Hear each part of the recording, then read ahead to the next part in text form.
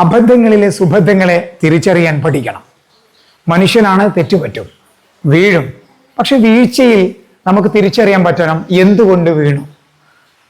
അതുകൊണ്ട് നമുക്ക് അടുത്ത വീഴ്ചയിൽ നിന്നും തീർച്ചയായിട്ടും ഒന്ന് മാറി നടക്കാൻ സാധിക്കും.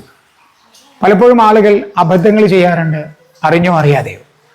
പക്ഷെ ആ അബദ്ധങ്ങളിൽ നിന്ന് പാഠം ഉൾക്കൊള്ളാൻ മടി കാണിക്കാറുണ്ട്.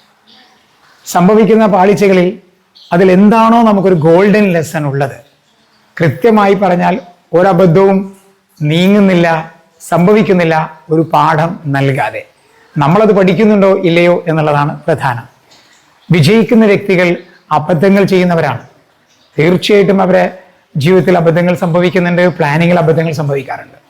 പക്ഷേ ആ അബദ്ധങ്ങളിൽ നിന്നും കൃത്യമായി അവരൊരു പാഠം പഠിച്ചുകൊണ്ടാണ് അടുത്ത പദ്ധതി ആവിഷ്കരിക്കുന്നത്.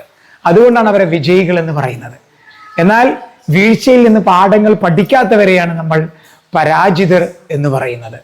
തീർച്ചയായിട്ടും ആ അർത്ഥത്തിൽ ജീവിതത്തിലെ ഓരോ അബദ്ധങ്ങളിലെയും സുബദ്ധങ്ങളെ തിരിച്ചറിയാൻ നമുക്ക് സാധിക്കേണ്ടതുണ്ട്.